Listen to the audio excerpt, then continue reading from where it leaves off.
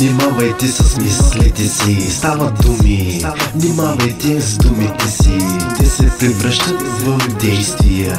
Наблюдавайте действията си, стават навици. Внимавайте за навиците си, те се превръщат в характер. Наблюдавайте характера си, това се превръща в твоята съдба.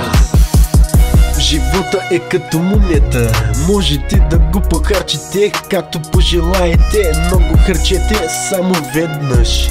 Понякога най-голямото постижение в живота е да намериш себе си. Живота е това, което се случва, когато си заед да правиш други планове. Обичай живота, който живееш. Живей живота, който обичаш. Животът би бил трагичен, ако не беше така смешен. Живота е такъв, какъвто си го правим.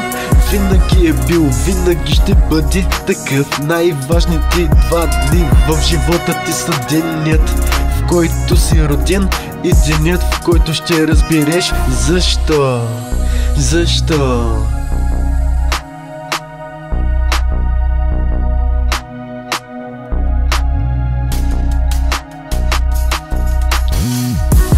Твърде много от нас не живеят мечтите си, защото живеем в страхове. Който не е достатъчно смел да поеме рисковете, няма да постигне нищо в живота. Не желайте лесен живот, молете се за сила да издържите на трудностите в живота.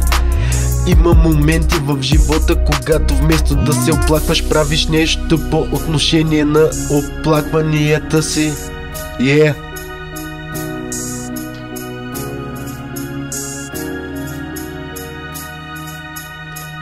Живей сякаш ще умреш утре. Учи така, че сякаш ще живееш вечно. Когато спреш да мечтаеш, преставаш да живееш.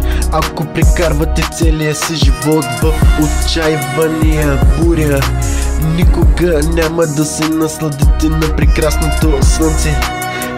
Целият живот е експеримент. Колкото повече експериментирате, толкова по-добре за вас. Това, което идва лесно, няма да продължава дълго. А това, което трае дълго, няма да е лесно.